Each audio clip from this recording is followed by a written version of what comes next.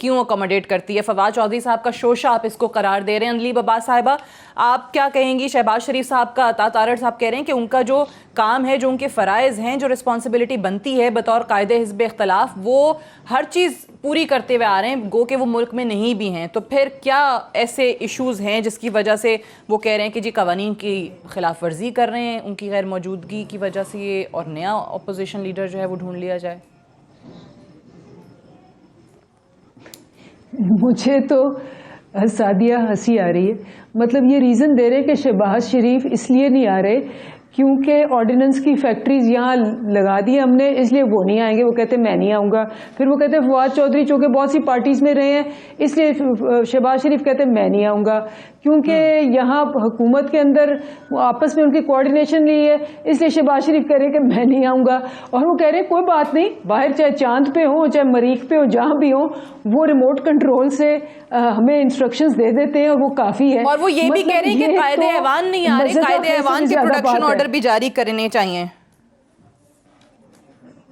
अच्छा, और दूसरी बात यह है कि अभी इससे पहले चूँकि मेरी बारी अभी आई है, बात कर रहे थे अदालतों का एहतराम की। बिल्कुल सही कर रहे हैं, बिल्कुल अदालतों का एहतराम होना चाहिए, हम तो उसके हक में हैं। लेकिन ये वो जमात है जिसका पूरा रिकॉर्ड पास से लेके, जिन्होंने हमला किया सुप्रीम कोर्ट पे, जिनके इस वक्त 4 निहाल, दानियाल, तलाल सारे कंटेम्प्ट ऑफ कोर्ट पे निकाले गए हैं।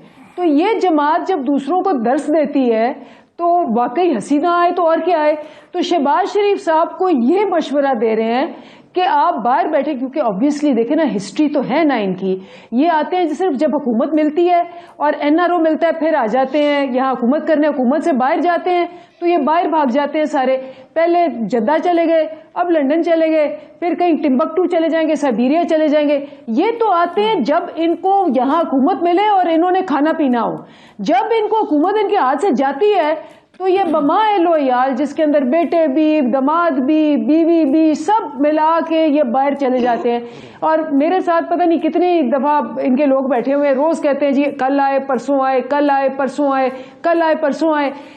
मतलब तो पॉइंट इज कि अगर आपने बाहर बैठ के हुकूमत करनी है और उसको जस्टिफाई करना है यहाँ के कि आप एक मुल्क की हुकूमत and a leader of opposition, आप बाहर बैठ के चला सकते हैं। तो है ही नहीं अब और उनकी अगर हुकूमत तो आपकी है, लीडर ऑफ ऑपोजिशन, मैं लीडर ऑफ, मेरी बात हुई है लीडर ऑफ ऑपोजिशन। अब ऑब्वियसली जब आप सिलेक्टिवली सुनेंगे और आप कहेंगे कि जी फवाद चौधरी का रिकॉर्ड ये इसलिए वो इन प्रोटेस्ट नहीं आ रहे, आप कहेंगे कि जी यहाँ लेजिस्लेशन इसलिए हो रही है, इस प्रोटेस्ट में वो लंदन में बैठे हुए हैं, तो मेरी बात सुने।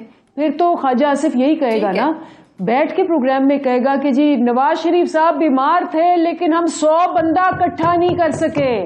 ऑब्वियसली 100 बंदा नहीं आएगा क्योंकि देख रहे हैं कि पार्टी का क्या हाल है। जब मुश्किल का वक्त आता है सब भाग जाते हैं और चुप हो जाते हैं, जब मुश्किल का वक्त आता है तो सारे बिलों में घुस जाते हैं। ये किस किस्म की ऑपोजिशन है, ये किस किस्म की पार्टी है?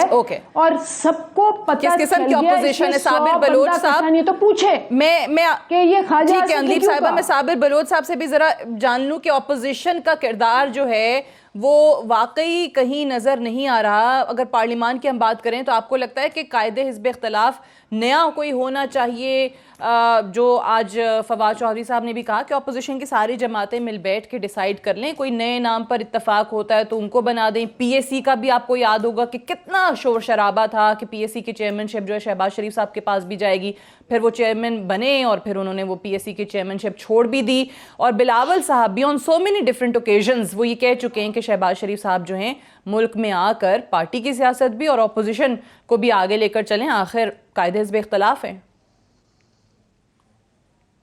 नहीं, बिल्कुल ये बात सही है। देखो सादिया बीबी, इस वक्त यहाँ पर आपके शो में फवाद चौधरी की जो है ना वो मॉरल टर्पिट्यूड ज़हर बहस नहीं है, या प्राइम मिनिस्टर इमरान खान की रिकलेसनेस और उसकी जो नॉन सीरियसनेस है या उसकी नालायकी है, वो इस वक्त ज़हर बहस नहीं है। ज़हर बहस ये है कि क्या लीडर ऑफ द अपोजिशन उसकी मौजूदगी लाजमी है या नहीं है। या वो अपना रोल सही तरीके से अदा कर रहे हैं या नहीं कर रहे हैं।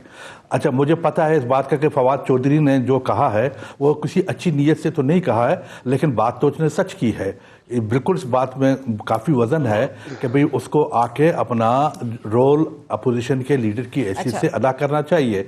इस वक्त अब आप देख वो कह रहे हैं कि ये मत देखो कौन कह रहा है, ये देखो कि कह क्या रहा है। ये मत देखो जी किसने क्या रहा है। अच्छा, और मैंने पहले ही आपसे अर्ज किया था कि उसने किसी अच्छी नीयत से ये बात नहीं की है।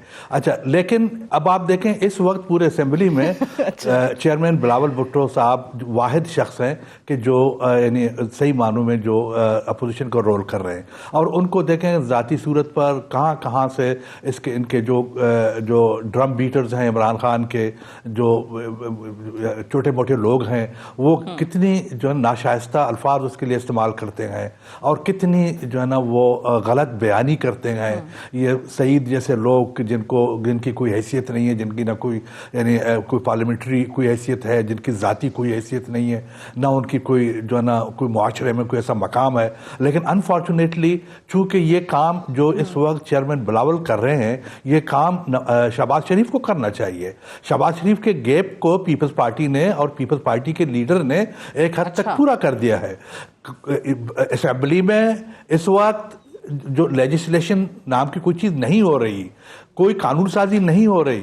अच्छा, कानून साजी जब नहीं हो रही तो ये अपोजिशन का काम है कि वो गवर्नमेंट को मजबूर करे कि भी यहाँ पर जितने जो यानी कानूनी जो खिलाफ मौजूद हैं, जो कानून साजी नहीं हो रही वो होनी चाहिए, और उसका सबसे बड़ी जिम्मेदार लीडर ऑफ द अपोजिशन होता है। लीडर ऑफ द अपोजिशन को यानी कितने वक्त से वो यहाँ पर मौजूद नहीं है, कितने वक्त से वो यहाँ पर नहीं है, और ये सारा बर्डन जो है ना उसको चेयरमैन उन्होंने डाल दी हुई है। उसको बिल्कुल आना चाहिए, अपना रोल प्ले करना चाहिए। अगर वो नहीं कर सकते तो वो नहीं कर सकते, अगर वो नहीं कर सकते तो वो बिलावल साहब को पूरा करना पड़ रहा है। देखिए, एक तो ये जो तासर है कि शहबाज शरीफ साहब कोई इनडेफिनेटली बाहर चले गए हैं, ये बिल्कुल गलत है। और मियां साहब की हेल्थ के हवाले से मैं पहले अर्ज कर चुका हूं कि उनके हार्ट का एक प्रोसीजर होना है। वो 70 साल उनकी उम्र है, उनके 7 स्टंट डले हुए हैं, उनके 2 बाईपास हुए हुए हैं, किडनी फंक्शन उनका इफेक्टेड है, प्लेटलेट काउंट उनका इफेक्टेड है। तो सेहत के मामले की वजह से उन्होंने अपना स्टे वहां पे एक्सटेंड किया। He would have been back by now. एक तो बहुत जल्द वापस आएंगे। जिस तरह डेविड रोज की स्टोरी पे मैं हर रोज टॉक शोज में कहता था कि हमने अदालत में जाना है, इसी तरह मैं अपने मौके पे कायम हूं कि शहबाज शरीफ साहब जल्द वतन वापस होंगे। ये तो डिबेट है ही नहीं। और दूसरा, जो अंदलीब साहिबा ने बात की, तो इनकी इत्तला के लिए अर्ज है कि उनके एक साहबजादे जेल में भी हैं, और शहबाज शरीफ साहब खुद भी जो हैं वो जेल में रहे, उनके एक भतीजे जेल में रहे, उनकी एक भतीजी पाकिस्तान में मौजूद हैं। तो ये तासर देना कि जी पूरी फैमिली बाहर है, फैमिलीज तो बहुत सारे लोगों की बाहर है, फिर उस पर डिबेट कर लेते हैं किसको बाहर होना चाहिए और किसको बाहर नहीं होना चाहिए, तो ये तासर भी गलत है। और दूसरी बात यह है कि बतौर अपोजिशन मैं अपने ऑनरेबल पीपल्स पार्टी के साथी से ये कहूंगा कि आप देख लें कि इस्लामाबाद हाई कोर्ट में ऑर्डिनेंसेस को किसने चैलेंज किया, वो हमारी जमात ने किया, सदर जमात की अप्रूवल के बाद। जितनी लिटिगेशन है, हुकूमत ने जब पार्लियामेंट को बाईपास किया है, पार्लियामेंट में रोल प्ले है वो फाल है सदर जमात की। जी बिल्कुल कर रहे हैं, जी बिल्कुल कर रहे हैं। आप पूछिएगा नवीद कमर साहब के साथ कि नैब अमेंडमेंट्स के ऊपर या बाकी मामलात के ऊपर जो है वो पीपल्स पार्टी के साथ कौन बैठता है और किस तरीके से एक मिसाली कोऑर्डिनेशन है। तो मैं समझता हूं कि उनकी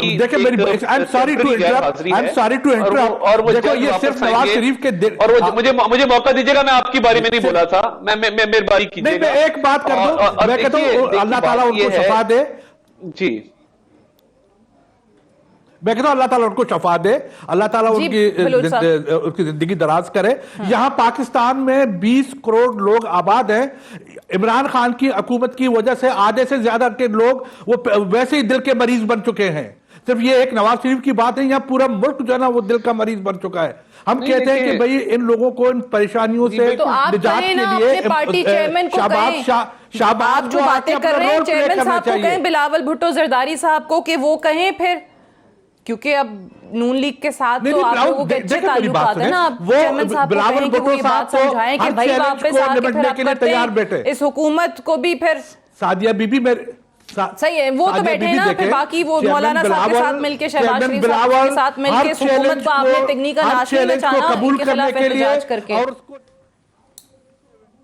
माशाल्लाह अल्लाह ताला ने वो। मैं एक ब्रेक ले लूं, ब्रेक से वापस आते हैं, डिस्कशन को यहीं से आगे बढ़ाएंगे। Stay tuned.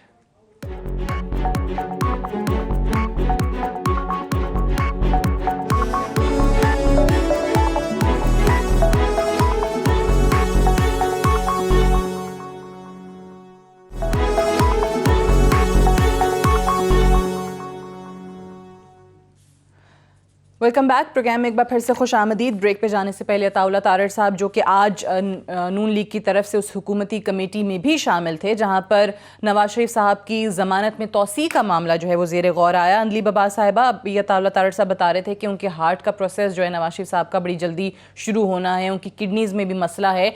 मेरा सवाल ये है कि आज भी ये कमेटी बैठी, लॉ मिनिस्टर पंजाब के मौजूद थे, health minister doctor Yasmeen Rashid साहिबा मौजूद थी।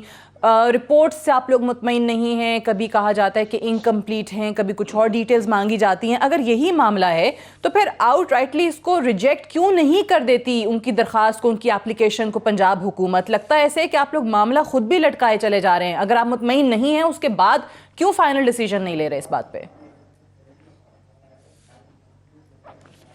देखिए फरिया, दो बातें हैं इस पे। नंबर वन, जो बात पहले हुई कि जी वो भाई की वजह से वहाँ रहना चाहते हैं, तो माशाल्लाह उनके दो जवान बेटे हैं, उनकी बहू है, उनके आगे से बच्चे हैं, नवासा है, वहाँ उनकी बेटी है एक, उसके भी वो जो दामाद हैं उनके, वो फिर इसाक डार साहब हैं, सारा बेशुमार ख़ानदान है वहाँ। तो एक तो ये है कि जी वहाँ या तो कुछ हो ना, नंबर वन। नंबर टू, बड़ी इंपॉर्टेंट बात, ये जो रिपोर्ट्स हैं, ऑब्वियसली ये रिपोर्ट्स पे जो क्वेश्चन मार्क है वो ये है कि जो इन्फॉर्मेशन हम मांग रहे हैं वो नहीं दे रहे। अब वो इन्फॉर्मेशन कहते हैं जी अगले टेस्ट आ रहे हैं, ये हो रहा है, वो हो रहा है। ऑब्वियसली एक हेल्थ का इशू है, सीरियस इशू है, और हम भी नहीं चाहते कि इस सीरियस इशू को अब सियासी रंग दें, तो हम भी इनको वो वक्त दे रहे हैं। लेकिन obviously there is going to be a time when they are going to run out of it, और इस पे कुछ होगा।